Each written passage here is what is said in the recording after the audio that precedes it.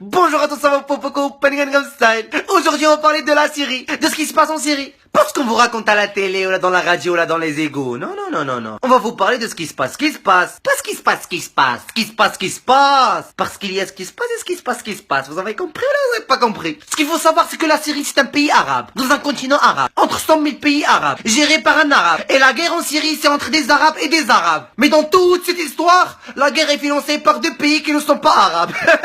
Le premier pays s'appelle les États-Unis, l'USA. You are sous arrestation. USA, you scoot. Les USA, c'est le seul pays dans la planète Terre qui veut tout gérer. Ils veulent gérer ce que tu manges, ce que tu chies, ce que tu dis. Même tes conversations WhatsApp, c'est eux qui les surveillent. Ils envoient des hélicoptères dans ton pays pour écouter les conversations téléphoniques entre toi et ta femme. C'est adorable. Le deuxième pays, c'est la Russie. C'est le seul pays qui veut empêcher les États-Unis de gérer le monde. Adorable. Ce qu'il faut savoir, c'est que la Russie et Bachar Assad sont d'un côté. Et de l'autre côté, il y a les États-Unis et Daesh. La Russie soutient Bachar Assad parce que Bachar Assad achète des armes de la Russie. Le money, l'argent, Omar. Et vu que dans la Syrie, il y a le pétrole, qui dit pétrole des États-Unis. Donc si un jour tu découvres que tu as le pétrole chez toi, t'es dans la merde. Tu trouveras le FBI le lendemain chez toi. Donc les USA ils veulent enlever Bachar Assad. Et la Russie veut le garder. Donc les États-Unis ont décidé de financer Daesh pour combattre Bachar Assad. Donc les États-Unis ils ont commencé à donner à manger à Daesh.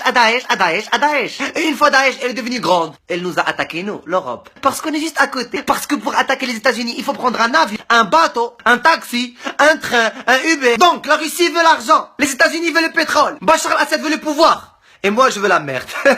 Mais le problème dans tout ça, c'est qui paye? Eh ben c'est le peuple. Parce que quand tu vas en Syrie, t'as d'un côté Bachar al-Assad, Hezbollah et la Russie. Et d'un autre côté, tu as Daesh et les États-Unis. Et entre les deux, il y a une femme, un enfant, un vieux, un gars qui veut aller à l'école, un gars qui veut juste fumer et dormir, un gars qui veut juste boire, il en a rien à foutre. Alors ils leur disent, ouais l'Oljin, moi que tu dois prendre parti de la guerre. Moi j'ai pas envie de me battre, j'ai envie de dormir. Là ouais l'Oljin, moi que tu dois te battre. Et c'est le peuple qui est la vraie victime. Parce que, comme je le dis et je le répète, jamais tu trouveras un président qui marche dans la rue. C'est toujours les pauvres qui payent. Donc pour finir, je vais poser une question.